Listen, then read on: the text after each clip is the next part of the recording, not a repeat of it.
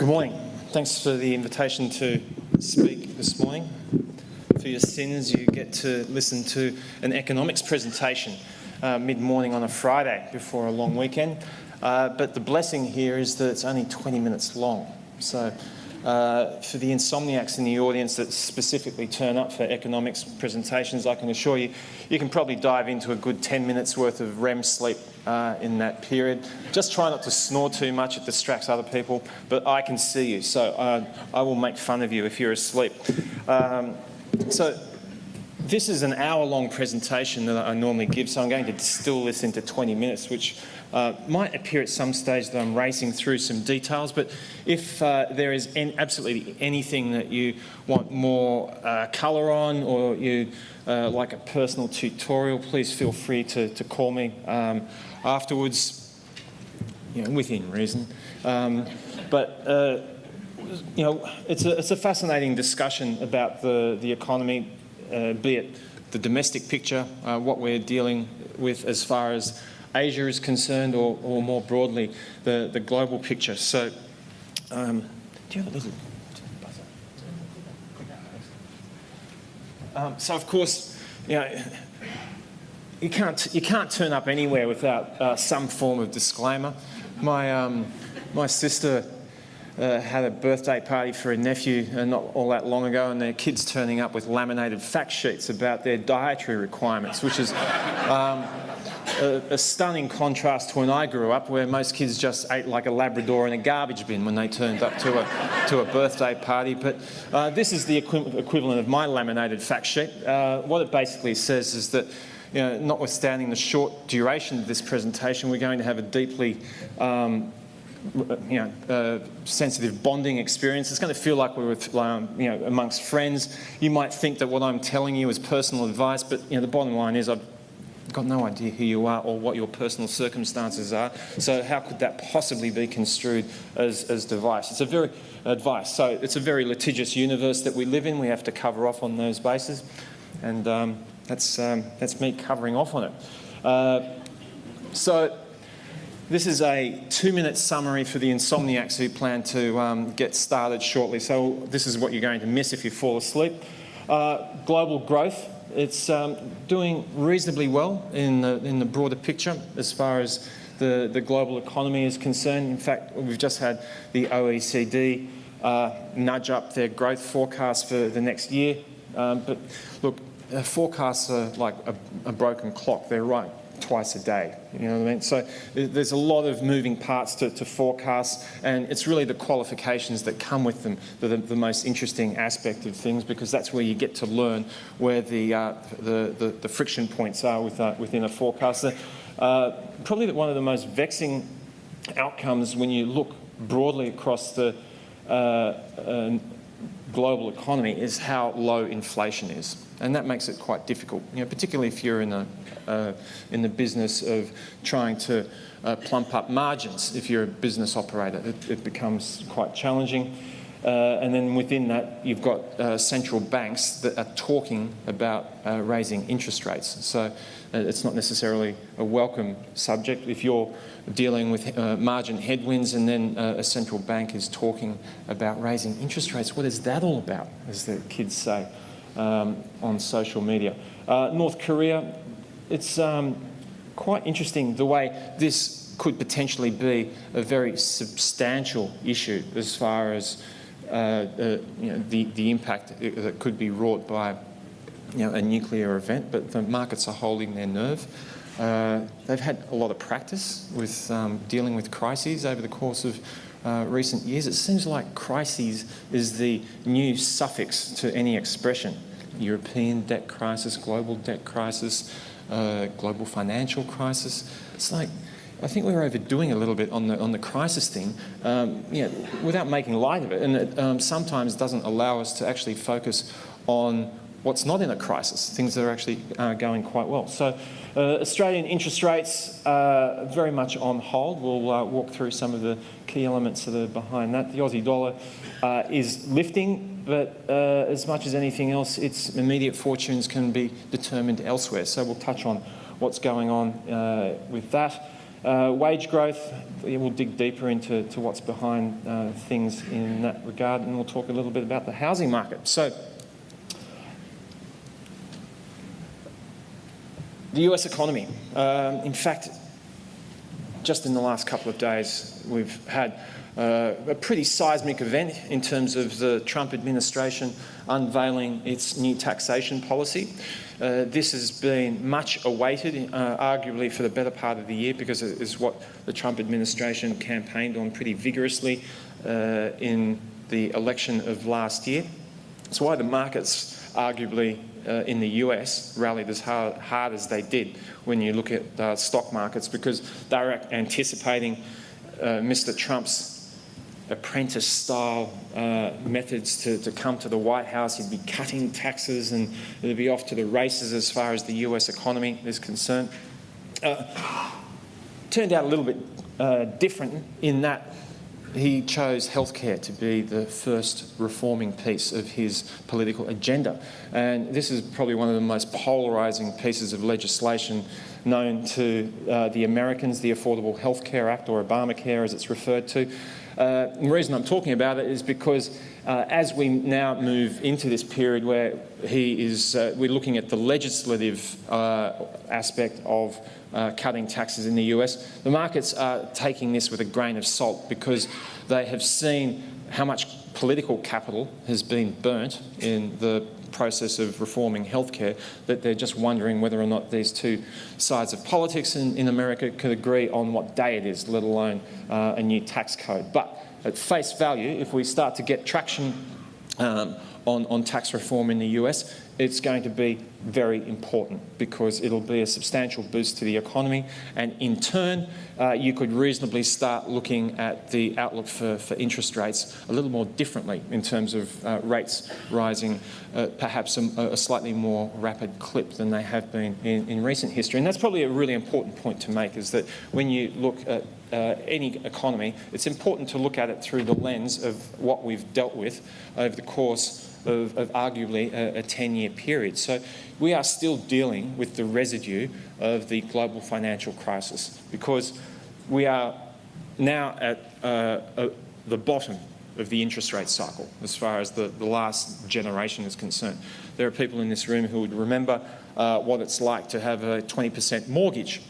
I'm sure. Anyone recall those days, or have you blotted it out of your memory? Yeah, exactly. So so when you are talking about effective interest rates being at zero after inflation, it is just like mind-blowing for a millennial, as they're referred to try and get their head around what 20% interest rates mean. So you put your money in the bank and you get paid that sort of interest. It's like looking at an exhibit in a museum. But the point is that cycle has now bottomed out, and we are moving into a future which is going to see rate increases, albeit small ones from historically low levels. And that's the sort of context that you need to look at this from. So to that end, the US was the first one into the mire, as it were, after the global financial crisis, trying to stabilise their economy after a seismic event with toxic home mortgages that were really at the epicentre of all of the ills in the US economy. And it must be said, there'll be people that take issue with me on this, but it's been something of a miracle in terms of being able to pull the US economy back from the brink that it occupied during the GFC. And now we're moving into that phase of trying to normalise interest rate outcomes. But it's quite challenging, because even though the unemployment rate has been falling quite dramatically, it's been jobs growth without inflation. So there has been slack taken out of the jobs market, but it has come without inflation, because there hasn't been any wage growth. And that is the limiting factor. That's why central banks around the world are having such a challenge, that you'd look at the statistics that would normally point to interest rate increases, but the absence of inflation, and wage inflation specifically, is why central banks are having the difficulty that they are having about meeting their calendar for rate increases. So the Fed is a great example of that. As the years have gone by, they've been behind the eight ball as far as not being able to raise rates as much as they would prefer. And they want to get away from this zero rate environment, because if there is an event that needs, for example, interest rates being cut, they don't have any room to move in terms of doing that and providing that sort of mechanism or buffer that has historically been relied on to spur economies along when they need a little bit of help by cutting interest rates. So the Chinese picture is an equally fascinating one, also for the fact that, we always seem to be on the cusp of some sort of a crisis in that neck of the woods as well. Just incremental slowing of growth in China in recent years, particularly straight after the GFC, was accompanied with a lot of gnashing of teeth and wringing of hands, because people thought, in this slow growth world, if China starts slowing, then what will become of us all? But the Chinese have been extraordinarily adept in terms of applying planned measures to their economy to navigate a path which they are looking at from a multi-decade, if not century-long level, which is probably nicely illustrated with this chart. So when you consider that other countries since the middle part of last century have been on a pretty profound growth trajectory.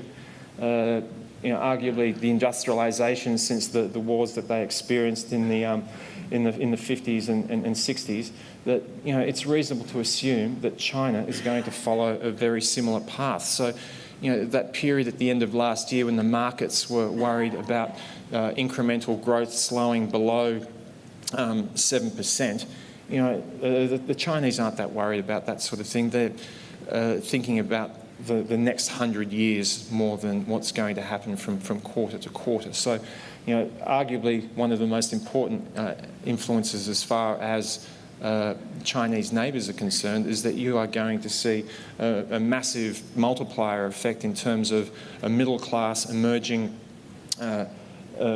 group of people that want everything that we have taken for granted over the course of many generations. So for many, that is something of a new experience. The education, the diet, the holidays, the clothing.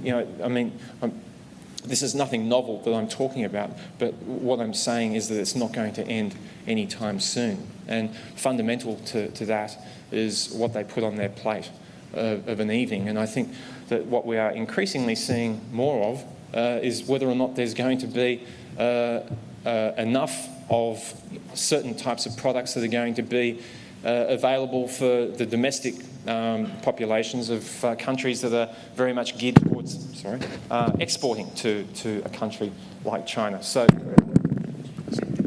sorry, I keep doing that. Bottom line, this is not going to be anything that ends soon. Yes, you can point out any number of things that you could highlight as potential flashpoints, the build-up of debt within state-owned entities and of things of that nature. But at the same time, it's also very important to understand that the Chinese economy is a planned one, and that they are extremely good at deploying resources to places that they regard as needing attention at any given time. In fact, the GFC is a great example of that. They launched arguably one of the biggest stimulus programs in the history of money to support the Chinese economy during that period. It effectively doubled over the course of a 3 or 4 year period because of it. So, if you were looking around the place, you'd probably think, China might be a problem, but it actually is less of a concern than other things. So, more on the domestic economy. Sometimes people say to me when I put this chart up so what about the fact that we haven't had a recession in 26 years? And I kind of think, it's great that someone would feel like that's not an important thing to say, because it means that we don't really understand what it means to have a very deep, protracted, significant economic crisis in the country. There are any number of instances that you could cite. Even in recent times, what it meant to be a young person in Spain and potentially face half of your professional life unemployed. We in this country don't understand what that means. So when you say there's been no recession for 26 years, what that is really saying is that we are in the possession of a fine economy. We are in the possession of an economy that responds to different levers, such as cutting interest rates, such as regulation in the financial system, such as the stimulus that can be brought to a picture through deficit spending. All of those, I promise I won't do that again. All of those things are working properly. It's when those mechanisms don't start working where you can't put up a graph like this and you have to really resort to painful and difficult measures. So we have got a fine economy, and it really is not celebrated enough. The political discussion in this country can be so polarising and can be so driven by vested interests that we actually forget about what we actually have in terms of the reality and also in terms of the potential. So there might be people that take issue with me on that, and that's fine, but I think that it's a choice. You can focus on the negative, but you can equally celebrate the positive and use that as a foundation from which to work. And to that end, a good way of putting this into some sort of relief is the difference between what we're actually seeing in relation to business conditions and consumer confidence. So if you're a business operator, wow, 3 minutes, I've only got 3 minutes to go. So see what I mean about an economics presentation seeming a lot longer than it actually is? So look, this is a great illustration of this point, because if you're a business operator, interest rates are low, you've got access to a ready and skilled workforce, interest rates are low, inflation is low, but there is still a degree of pessimism. And it all comes back to this issue around wage growth. Wage growth is one of the key elements that draws many economies around the world together in terms of the issue that we're facing. That very slow rate, it's almost non-existent actually. Wage growth is around its lowest levels since the 1990s. So yeah, often when I say household wealth has hit record levels, people go, what are you talking about? We've got like massive amounts of debt. And that's exactly the issue. The asset side of the equation has been driven by higher debt, and people are concerned about the fact that they're trying to service that existing debt out of a wage that effectively hasn't been growing that much over the course of the last 10 years. So that's why people become concerned about their job prospects, that whole interrelationship that starts at the lack of wage growth. But the good news is that just over the course of the last couple of quarters, with the unemployment rate coming down as impressively as it has been in recent times, that is another thing that is really worthy of celebration, is that we're just on that cusp of seeing wage outcomes beginning to incrementally improve. So one thing to really bear in mind is that in the next 12 months, you might be just hearing a little more about the RBA raising. It's almost a bit like the Olympics and being scored for diving, but not. But talking a little bit more about raising interest rates. We're a long way away from it, but you can just get the sense that the RBA wants to start talking about it, but they don't really have the ability to do it because of the lack of wage growth that we're seeing. So, look, I've got like a minute to go. A little bit less than that, and I understand. I try to be as punctual as possible where I can. So, does this include a question and answer? No, it doesn't. Wow. Gee, that bonding experience. I thought we were on the cusp of it. I don't think we quite got there. All I can say is that 20 minutes doesn't do it justice. Please, if there is a pressing question, I'm more than happy to correspond with you via email or have a phone chat.